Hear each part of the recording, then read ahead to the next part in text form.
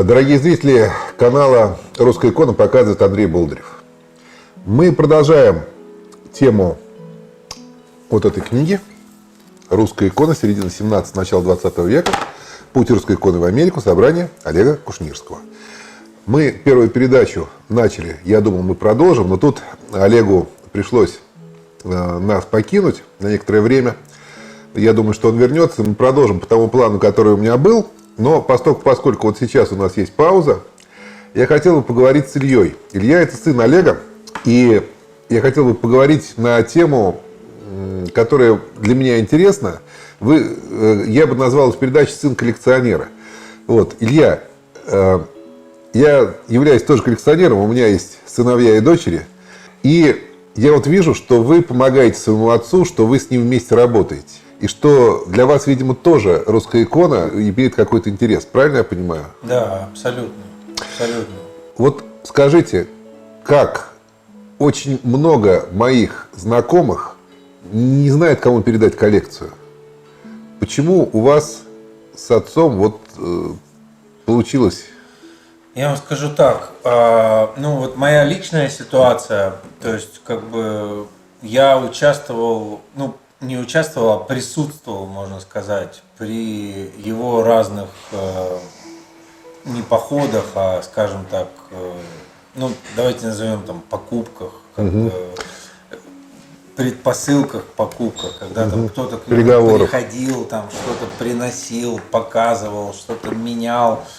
И это все происходило, не то, что в какой-то там тайной комнате или где-то, как бы люди приходили, и я еще тогда был маленький, мне было 10-11 лет, когда вот я вспоминаю 12 лет, когда он начинал это собирать, и он что-то приносил, и я вот вспоминаю, какая у него была радость, вот именно вот у него, как эмоционально вот был прямо всплеск, там он что-то либо приносил, или какое-то что-то он поменял, или где-то что-то как-то он выгодно купил, он прямо приносил, он это ставил там на сервант, он это смотрел, фотографировал, вот это все.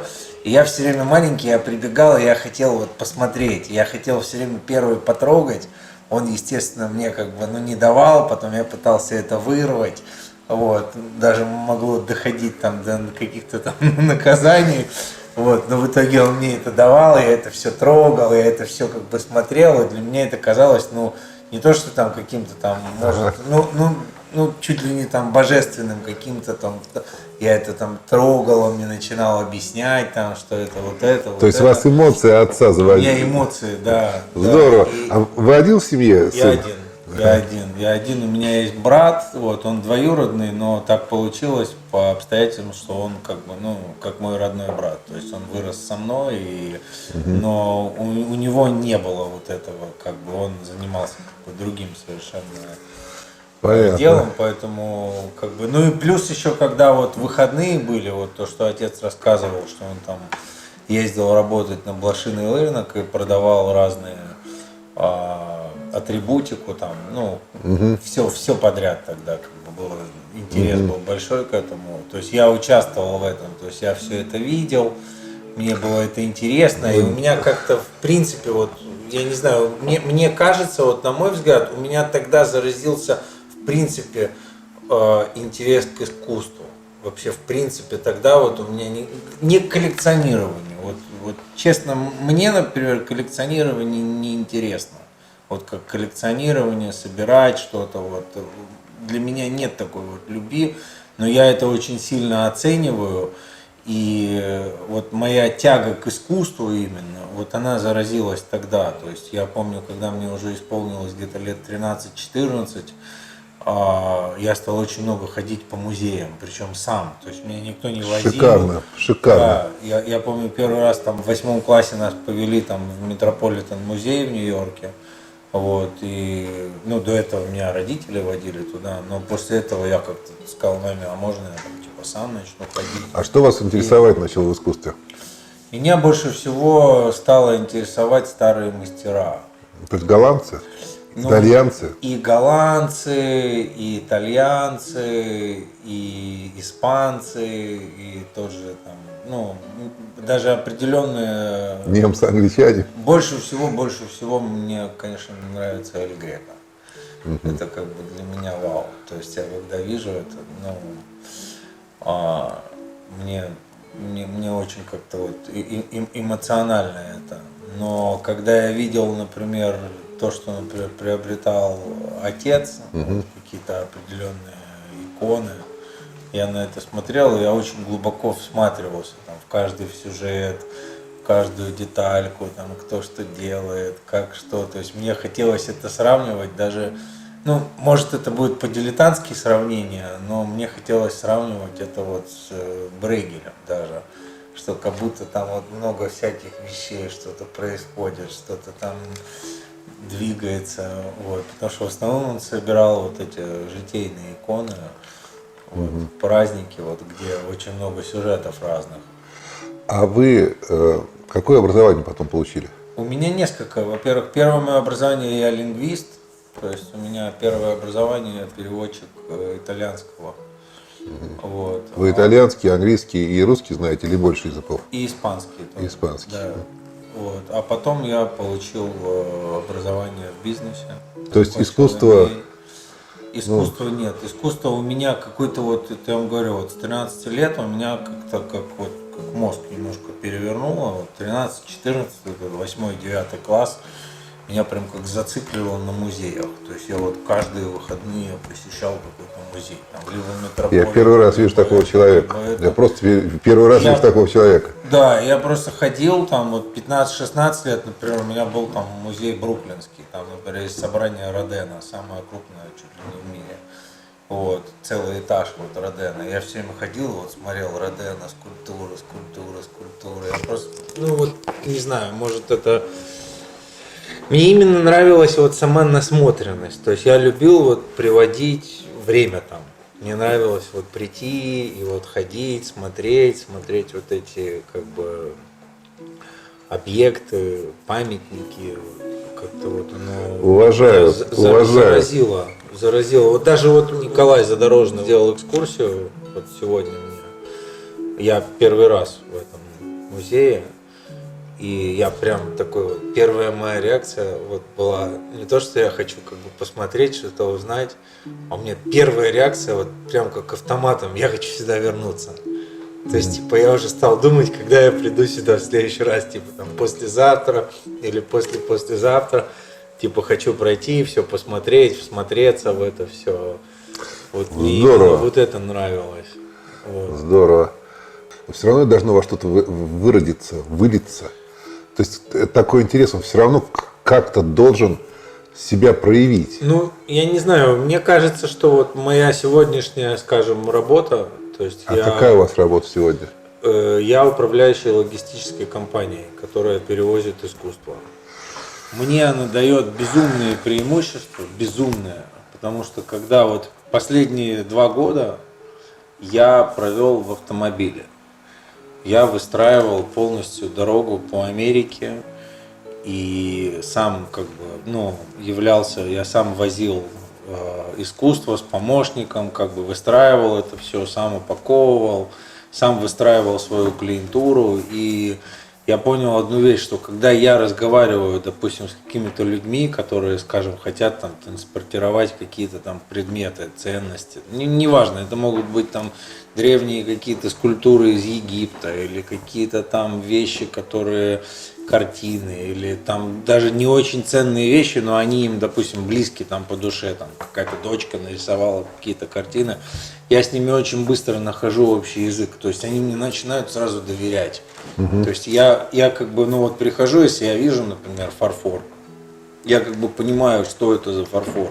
Это могут быть не обязательно какие-то вещи, которые там... И ФЗ или китайские вазы, да? Да, вот вы правильно сказали. Но я как бы понимаю, и сразу вот эта эмпатия возникает, и они сразу, как бы...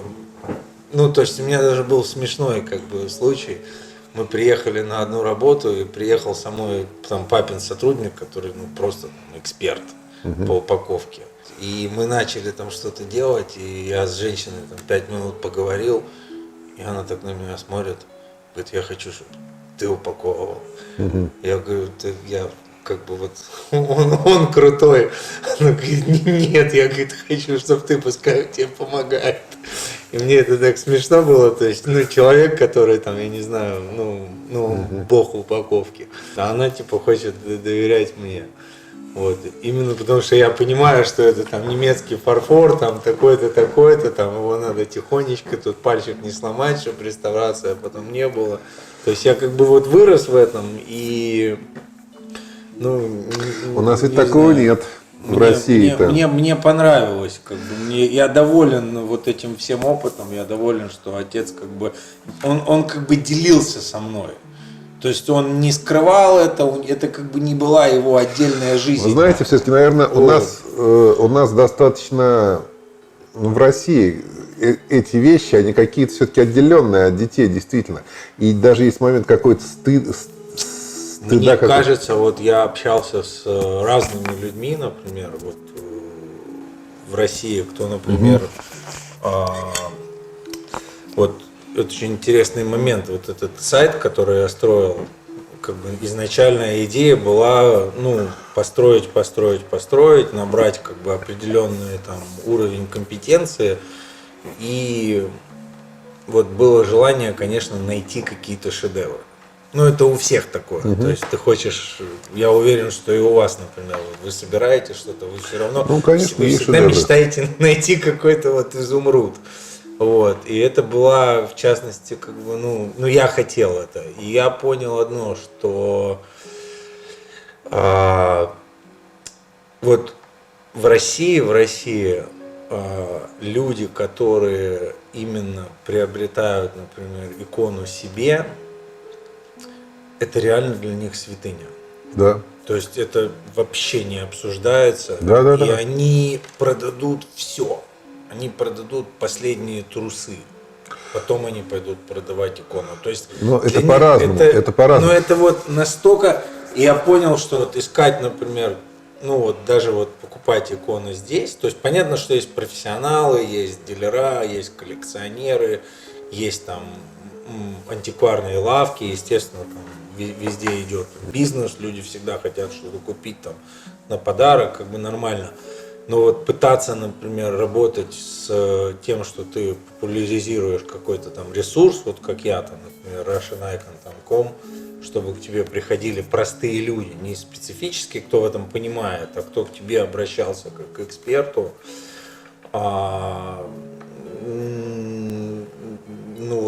Я не постесняюсь этого слова, мне даже как-то стало немножко грешно, знаете? Я Потому понимаю. что это получается как бы человек тебе приносит это, и это как бы, не то же самое, что, например, ты бы купил это у какого-то там итальянца, который это купил как просто вот предмет искусства. То есть это совершенно разная перцепция, вот как люди видят. То есть итальянец, вот он заплатил 30 тысяч, или кто-то там еще там классный предмет, там музейный, неважно. И вот ему нужны деньги, у него нет вот этой духовной связи с этим предметом. Может быть, он красивый, он может понимать, но не разделяют они это. И я вам скажу так, что я перестал как бы раскручивать этот ресурс, то есть, в плане вот с направления, чтобы, стараться как-то вот найти что-то и какую-то уникальную вещь, вот, чтобы кто-то тебе принес, вот, потому что все-таки я понял, что для русского человека как бы икона это святое. То есть в прямом смысле слова. То есть даже если он ничего не понимает в этом, он все равно как бы у него автоматически вот эта ассоциация, что это что-то более, чем просто какая-то картина, что это более... Конечно. Вот я это ощутил на себе. Мне очень интересно то, что вы сказали, что этого нет на Западе, что у итальянцев этого нет. Вот это нет. Потому что для меня это настолько очевидно, вот то, что вы сейчас говорите, что я думаю, что это везде так. Я учился в Италии, я учился год, и я помню, у нас был парень, то есть я учился прямо в Италии, в итальянском университете, и был парень, мы учили, по-моему, то ли политические науки какие-то, он был чуть старше меня, и так случайно получилось, мы стали общаться с ним, там, его девушка была там моей знакомой, как-то мы стали так общаться. И я как-то пришел к нему домой, и я увидел вот целую стену икон. Ну вот вообще, то есть вот целая стена икон. И я папе тут же позвонил, я говорю: пап, ты веришь? Говорю, я вот у итальянца дома, у него вся как бы стена икон. Он говорит: да, они как бы любят, они, говорит, много приезжали и в Нью-Йорк, и я, говорит, даже знал там и коллекционеры, и они любят. Но вот он, как бы, он вообще вот ничего не понимал. То есть он даже не понимал, что это. Он говорит: а мама что-то там собирает, что-то покупает. То есть у него папа был хозяин португальской нефтяной компании. То есть, понятно, это были очень обеспеченные люди. Но мама это покупала, и как бы, ну и даже сын вообще. То есть, вот, например, завтра, ну не дай бог, как бы там мама умрет, или, например, эта коллекция перейдет к нему, ну это, то есть он просто это отнесет, ну, на, все, продал, сколько сказали, сколько дали, даже не будет знать. То есть не то, что даже про ценность мы говорим, но абсолютно никакого, ну, нет связи вот с этим предметом. Вот нет связи, как бы, ну, никак. Вот. Это я помню, мне было тогда 19 лет. Вот. А у меня как-то все-таки отложилось это. То есть отложилось. А ваш сын? Мой сын нет. Мой сын, он вообще далек от этого. То есть это два поколения, в третьем не передалось? У меня ситуация другая. Я разведен, и я развелся, когда моему сыну было 2 года. Вот. То есть вы на него мало влияете, да? Я на него, у меня с ним есть близкая эмоциональная связь. Вот. То, что мы постоянно на связи, мы постоянно общаемся. Он профессиональный спортсмен.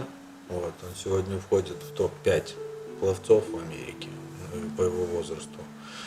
И я все время как бы с ним, я его стараюсь поддерживать, как бы я горжусь, как бы для меня это важно. То есть вот, у меня прекрасные отношения с его семьей, где он живет, с мамой его, с отчимом, вот, со всеми его родственниками, я все праздники вместе, все. То есть я стараюсь как бы близко, но я старался, я его пытался привести, например, в музей в какой-то. То есть там, один раз в один мы ходили, один раз в другой. И мы классно провели время, но вот не зацепило его. Вот как-то не зацепило. Я помню, меня папа привел первый раз в Эрмитаж, вот мне было тогда 6 лет. То есть кажется, ну не сильно запомнить это, да? Но я вот как сегодня это помню. То есть помню эти залы, помню, он меня даже фотографировал напротив там картины Мурильо. Я даже помню эту картину. То есть там мальчик с кувшином какой-то. Ну, то есть вот настолько это вот... Не знаю, меня искусство очень сильно зацепило почему-то. Вот так. Моего сына нет. Он больше вот, спорт, друзья. Он очень... У него такие вот именно вот команда, друзья, вот такое братство. Вот это. Мне нравилось больше там кино. Там, когда мне уже 13-14 лет стало, я стал больше читать. Такое литература мне нравилась, всякая разная. Ну, по-разному. Не знаю. Может, когда-то он тоже что-то оценит, но, честно говоря, вряд ли. А тогда у меня такое... Я отчасти, кстати, за это очень благодарен отцу. Потому что вот я, например, 10 лет я отыграл в музыкальной школе. У меня был гениальный педагог. Гениальный. Геннадий Купесок. Это был человек, который был преподаватель кларнета в Ленинградской консерватории. Это учитель Игоря Бутмана на саксофоне. То есть это гений. Если бы он не приехал в эмиграцию в Америку, я бы никогда в жизни даже не смог попасть к нему. И я помню, вот мне было там 12-13 лет, я вот ходил, играл на трубе, и я ему говорил: Гена, говорю, я плохо играю, объективно. Говорит, не переживай. Зато, говорит, ты всегда, говорит, в будущем, когда тебе будет там 50, там, неважно, ты придешь на симфонический оркестр, и ты сможешь это оценить. ты, говорит, для этого ходишь и изучаешь музыку. То есть вот мне кажется, вот для меня вот, ну, искусство, вот это коллекционерство папы, вот то, что русские иконы, то, что вот он приносил в дом, то, что он этим делился, то есть это не было просто его, а то, что он именно этим делился, то есть он это ставил, показывал, фотографировал, вот на меня такой эффект проиграл. Потому что вот я сейчас удивился, я был в Мадриде 2 дня всего, и я пошел в Прадо, и я стал смотреть вот это религиозное искусство, и я вот, ну, там оно как бы значительно раньше было, но я вот хожу и смотрю, я говорю, ну, вот мое. Но это не икона. Это не иконы, но это иконы. То есть как бы и не иконы, но все равно иконы. То есть все равно отчасти. То есть это ваше. Мне кажется, да. Вот я увидел в этом что-то вот такое вот духовное именно. То есть ты видишь вот этот образ, и ты понимаешь, что, например, ну вот там это пришло там в таком-то времени, в России это пришло там позже. То есть даже я не говорю сейчас про искусствоведение, про вот конкретно вот историю, как это все возрождалось, но ну где-то это приходит так, где-то вот, допустим, Николай мне вот показывал тоже, он заводит в греческий зал, который вот Абрамов собирал, вот греческие иконы, они кардинально другие. Я говорю, Николай, смотрите, говорю, совсем по-другому все. Он говорит, да, все другое письмо, но все равно что-то вот что-то все равно есть чуть-чуть, какая-то нить параллельная есть.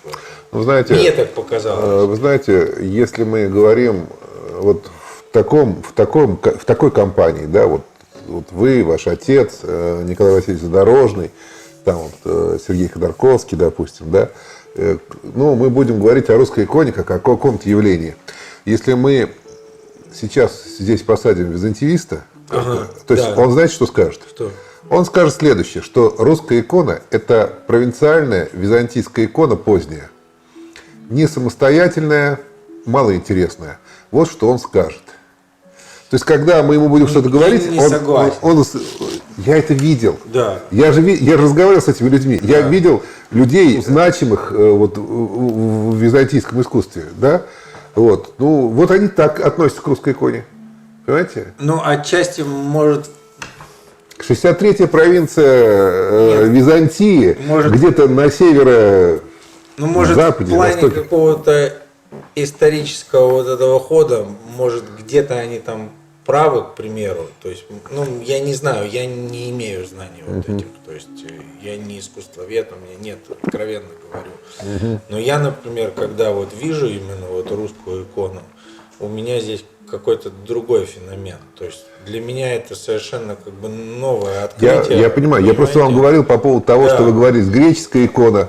Вот я вам говорю, вот как византиевисты на это смотрят, на нашу икону. Ну, они, наверное, смотрят чисто с профессионального какого-то аспекта, то есть их не интересует как бы, ну, какое-то само открытие, их как бы больше интересует какой-то путь, их больше интересуют какие-то параллели.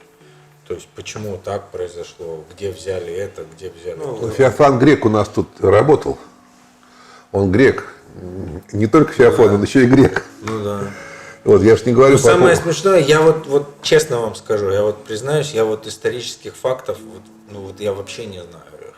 То есть, честно. То есть ну просто у нас в Россию пришла икона из Византии. Просто у нас, я считаю, ну, мое мнение, конечно... Оно не важно, потому что я не искусствовед, не ученый. Но я считаю, что наша икона, она, в общем, это наша икона. Она другая. Вот в Метрополит ты не ходишь, вот в Метрополит, я буквально недавно был, там, месяц назад я пошел, вот я вам скажу, вот смотришь, вот зал древний, вот 12 век, там разные вот итальянские мастера какие-то, то есть, ну, потрясающие вещи. Потом бац, Богоматерь такая. И ты прям видишь, что вот она русская. Я сейчас, вот ее не спутать. Я сейчас не говорю не про другое, я про то, что все-таки наши. Я считаю, что у нас самостоятельная икона, которая которая выражает свое. Мне так кажется, абсолютно. То есть, То как есть человек, который вот это не не разбирается да, с точки зрения искусствоведства, да. я вот тоже вот полностью с вами согласен. И поэтому, когда говорят, что это вторичное явление, производное, провинциальное производное византийской иконы, то оно может вторичное быть с точки зрения какой-то истории. Ну, я не знаю, с чем это сравнить. Банально скажу, типа, у вас там какая-то футболка, но она наверняка там произошла от чего-то, чего-то, чего-то, там какой-то стиль. Вот. Но если человек, например, от себя делает какой-то конкретный вклад, то ты это не отнимешь. То есть ты все равно какие-то элементы возьмешь там откуда-то. То есть это, ну как, то есть, наверное, они проводят какую-то параллель, откуда шла история, какие там мастера приходили, все. Но как вот у отца есть один друг его, он тоже был коллекционер, много лет, у него была очень хорошая коллекция икон, и он именно глубоко вот, ну, изучал вот этот вопрос, причем он, ну, отец, он как бы не изучал его в плане каких-то там исторических исследователей, а этот человек, как бы он прямо вот садился, и он вот изучал, и он шел вглубь, он каждую икону, он литературу читал, и он как-то вот, мне вот запомнилось это из одной их дискуссии, он говорит, почему, говорит, не могут вот сейчас, например, написать икону, как там в 16 веке, вот почему? То есть вроде технологии уже есть, все, краски можно скопировать.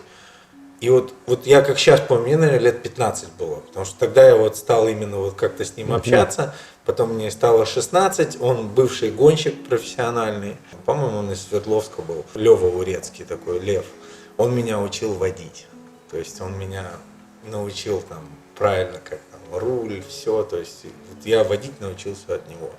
И я вспоминаю вот его слова. Он говорит, почему не нарисовать икону вот такой же, вот как тогда?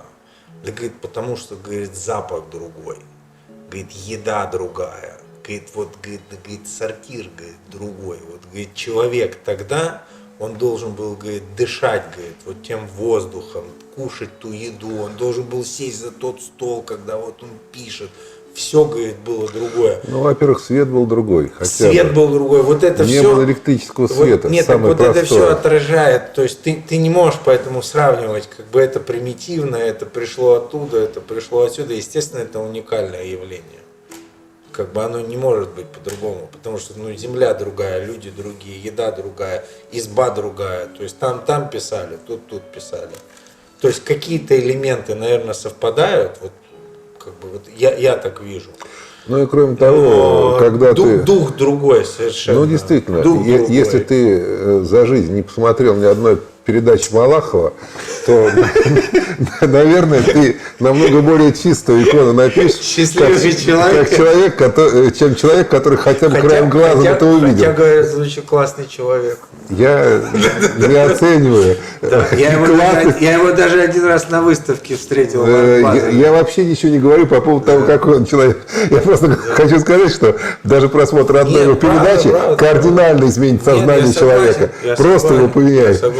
Вот. Это помимо света, это просто вот, да. Ну, другое все было, ну как.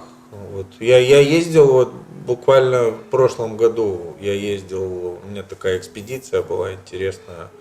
Я поехал по Енисею до самого-самого, до Норильска. И мы заходили вот в деревню к староверам, например. Ну, понятно, что это уже не те как бы староверы, то есть это уже... То есть не Лыковы. Ну, Лыково это же как феномен все равно. Я понимаю, я имею в виду, это не глобальное явление, что люди жили там коммунами. Это несколько людей живут, маленькие деревни, там их несколько. Но все равно ты как бы к ним заходишь, и вот этот как бы дух, вот даже вот пироги вот они пекли, ну не такие пироги, как мы сейчас ели. Ну, то есть вот эта аутентичность, ты ее не можешь убрать. Ну, пускай примитивно, ну и что? То есть я не считаю, что вот это слово, то, что там Византия и это более примитивно, это как-то что-то занижает. Ну, понимаете, о чем я говорю? То есть вот сегодня, например... Потому что это настоящее, ну, конечно, вот возьмите Баскию, например, вот Баския художник. То есть для меня, я перевожу искусство. То есть, если я кому-то это скажу там открыто, ну, на меня посмотрят криво. Но я не очень вот это суперсовременное искусство, я не очень как бы его считаю за реальное искусство. Но это есть. То есть человек как бы старался, и какая разница? Старался ли? Ну, я имею, понимаете, то есть какая разница? То есть это оценили, а это совершенно другое. То есть как бы это, ну, это несравнимые вещи. Тут люди вкладывали в это душу. То есть люди, и какая разница, откуда оно пришло? Ну, пришло оно из Византии, ну и что? То есть что это как бы меняет? Ну, я не знаю, если как бы я могу передать вот эту ноту. То есть, что меняет это? Ну, окей, хорошо, оно примитивное, там это было там еще в 13 веке, здесь это стало в 15. Но оно все равно там другое, чем здесь. Здесь все другое, здесь другие люди, здесь другое все. Здесь они по-другому на это смотрели. Да. Как бы, если... С вами очень интересно мне говорить, прям по-настоящему. Я вот действительно, ну, во-первых, я не Мне так... тоже я разделяю. Да, спасибо. Вот, мне интересно, я никогда не разговаривал с американцами вот так вот долго и плотно. Вот. Ну, серьезно. Смешно звучать. Да, что я могу сделать? Ну, так и есть. Да. Тут мы много чего узнаем такого, что для нас новостью является. То, что вот вы с 6 лет вот начали понимать искусство, для меня это тоже просто невероятно для Ну, меня. у меня, видите, я так думаю. Как бы у меня отец из провинциального города. Он из Хмельницкого. Это такая, ну, как бы маленький город в Украине. Он в 15 лет вырвался в Питер. Он почему-то мечтал вот Питер, он его как-то захватил. Когда-то он в детстве с моей бабушкой поехали в Питер, его захватил Питер, он хотел вот в Питер. И он в 15 лет, ну опять же, это я все знаю как бы с его слов, с бабушкиных слов. Моей бабушке 85 лет, слава богу, она жива еще. И бабушка мне тоже про это рассказывала, как они первый раз приехали, он поступил в фармучилище, как они ходили по музеям, как они ходили в театры вместе. И удивительно. Вот мне кажется, что вот это вот, ну вот желание его, то, что у него в детстве не было, потому что у них в городе не было ничего. У них не было ни музеев, ни театров, ничего. И вот оно его заразило, и он всеми своими силами, Ну, видимо, хотел у него передать. ладно, а у вас-то как? Я думаю, что это его заслуга, безусловно. Ну, то есть 100% его. То есть моя мама, она коренная петербуржка.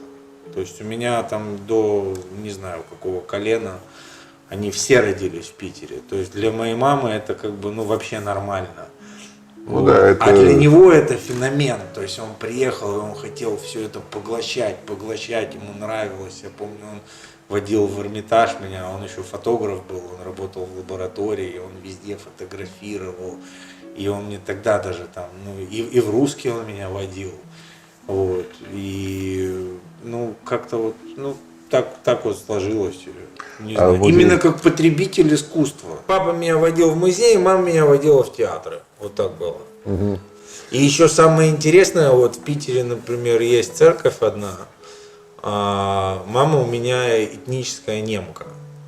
Вот. Но вот была церковь, а папа еврей. И то есть как бы, ну вот. То есть вы русский. То есть я русский, да. Ну причем это не насмешка, это так и есть, как бы. То есть, я понимаю, да. Смешно в том, что как бы папа меня водил в синагогу, мама меня не водила никогда. Но вот есть одна церковь на Невском проспекте, на Приставская. Не, это церковь у нас вот был дом пионеров, куда я ходил. В общем, возле Таврического сада. Вот мы с мамой ходили, меня водила она в дом пионеров, я играл на трубе, и почему-то вот ей, ну вот хотелось вот ей зайти вот в эту церковь. Православную? Православную, да. И вот она заходила, и мы всегда вот свечечку ставили. Вот. И вот мне это настолько запомнилось, вот прям вот запомнилось. У меня не было вот ассоциации с какой-то вот, как вот есть люди, скажем, религиозные, или там люди, скажем, ну, верующие, но которые вот по-настоящему верующие, для которых это входит в быт каждодневный. Но у меня какой-то вот уровень вот духовности, вот он как бы вот вот, ну, мне вот не было 8 лет, я помню, бабушка болела, и мы вот с мамой идем за ручкой, пойдем свечку поставим. Мы заходим, и как бы вот этот какой-то вот запах, вот это вот все состояние, ты заходишь, и ты как бы там на 5-10 минут ты как ушел. И потом раз ты как бы вернулся. И вот мне это настолько запомнилось, что вот по сей день я, например, иду, даже вот в Нью-Йорке я прохожу, например, там собор Святого Патрика. И я вот зашел, 5 минут там посмотрел, раз, так, вышел. Или там в какую-то там православную церковь зашел.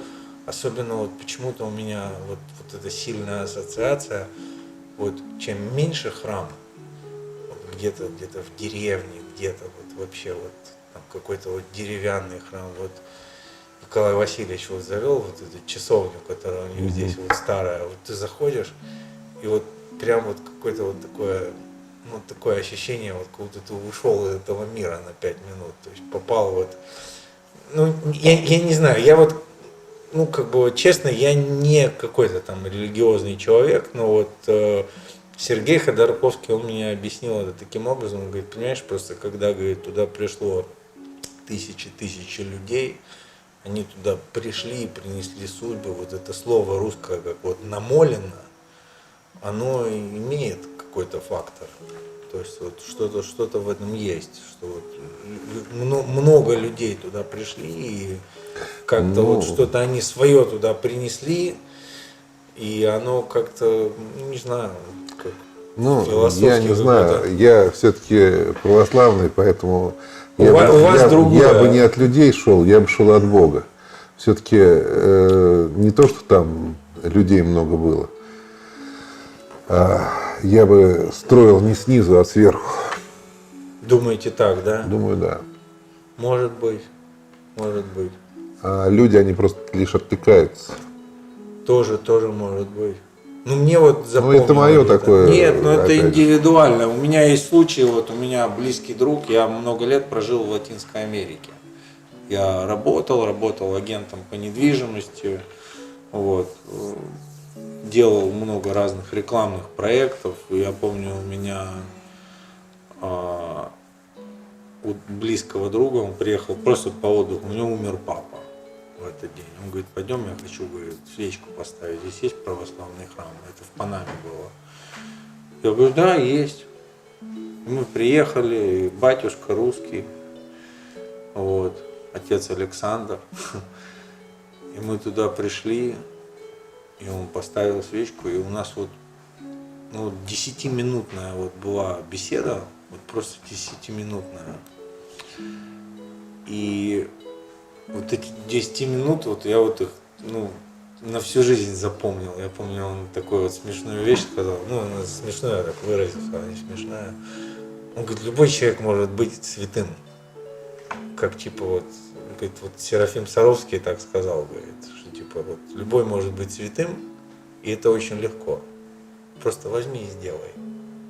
То есть стань, как бы вот приди, вот этот как бы шаг. Это вот дискуссия, как бы вот этот разговор у меня с ним был.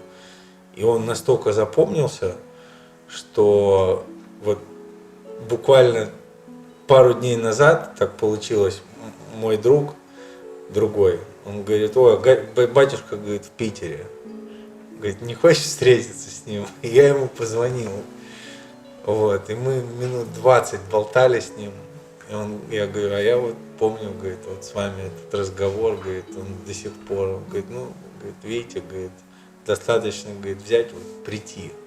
То есть, вот, ну, это настолько как бы обширно, мне кажется, философски, но иногда вот достаточно вот сделать какой-то вот, ну, вот шаг, там, подать руку, там, что-то сделать, там, прийти. Вот ты проходишь как бы мимо храма, там, ну, люди просто идут, они что-то думают свое, у них, ну, возьми, зайди, как бы раз, зашел. Как-то, ну, не знаю, это чисто личное мое какое-то, то есть я не стараюсь вот разделять вот это все. Вот. Но я думаю, отчасти, почему я все это так рассказываю, может быть, все-таки вот это подход моего папы, вот как он вел себя, когда я был маленький. может, это как-то вот заложило вот эти вещи. Мне так кажется. Вот. Я так думаю. Да, здорово. Ну, я думаю, что мы пообщались. Вот эта передача «Сын коллекционера», наверное, все-таки получилась. Я думаю, что наши зрители оценят.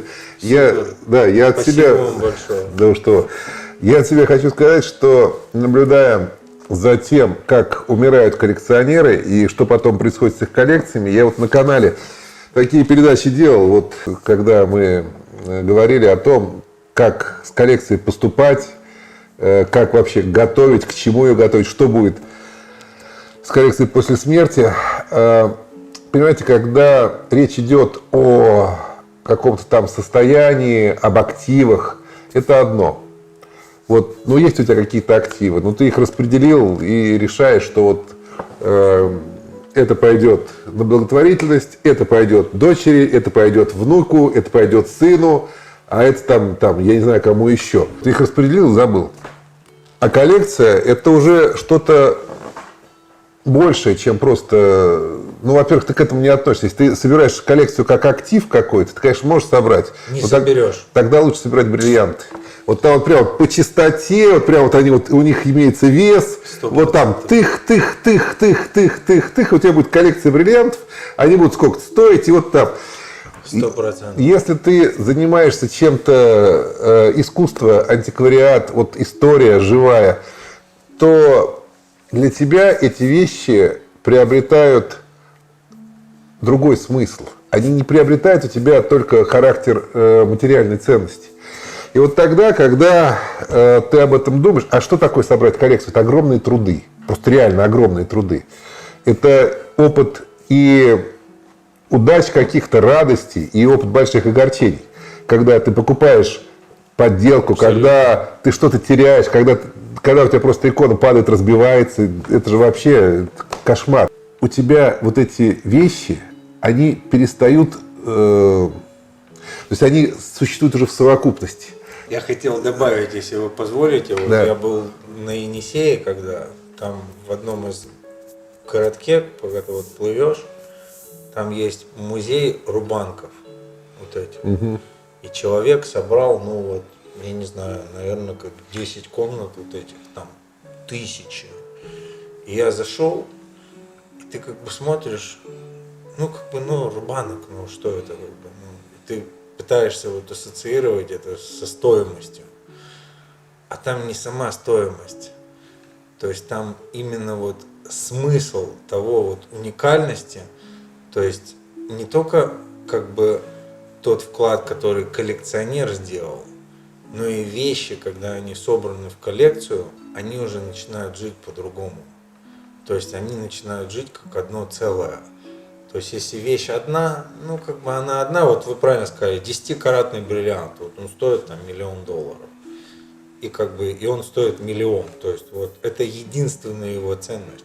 Да. Его единственная ценность это 1 миллион. На него не пойдут люди смотреть, они не будут получать каких-то эмоций от этого.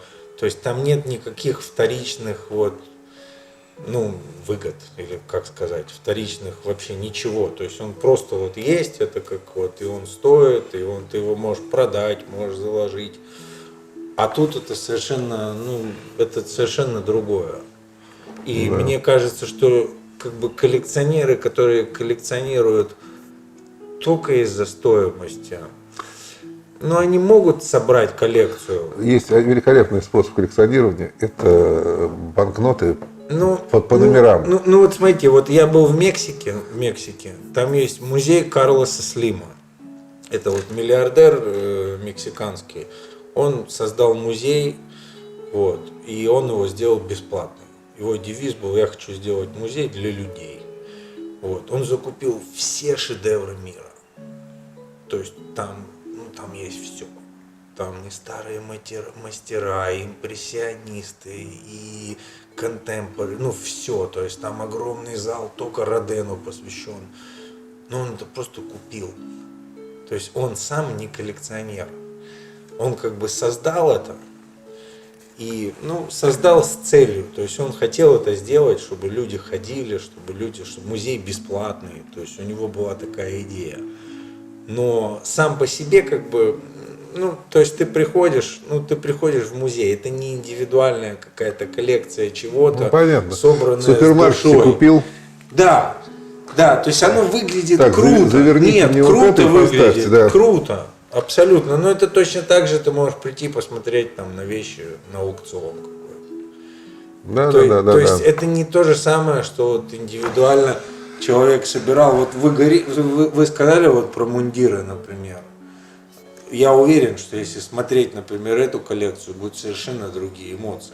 То есть это, музей это музей, индивидуальная коллекция, она все равно имеет какую-то вот. Да. Поэтому, конечно, если, например, она распадается, то это как-то грустно. Да.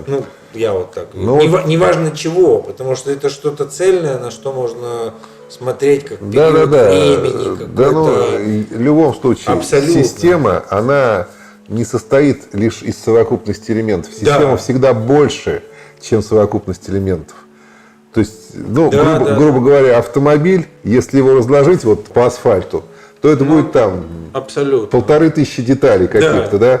Но это не будет автомобилем. Не будет автомобилем. Да. И человек, то есть, понимаете, вот пальцы, там, пятки, уши, это не человек, это пальцы, пятки, уши. Конечно. А вот вместе это уже человек. Да. Вместе эти детали автомобиль.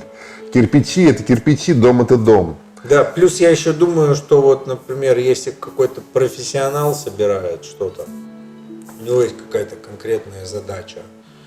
То есть там собрать это, сделать это, такой период.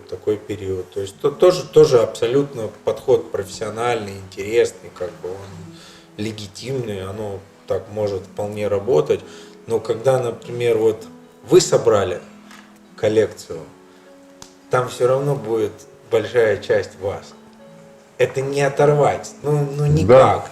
То есть даже тот факт, что вот мой папа хотел собирать вот праздники, то, что ему нравилось вот рассматривать разные элементы, то, что вот он заранее видел, что он хочет сделать книгу, что ему хочется вот сделать вот этот вклад, это не то же самое, что кто-то будет просто ходить, например, и покупать там, допустим, там дорогие иконы какого-то определенного периода. Но вот для того, чтобы вот это почувствовать, нужно начать играть на трубе под руководством гения, который Бутман обучал. И тогда ты придешь и в коллекции увидишь.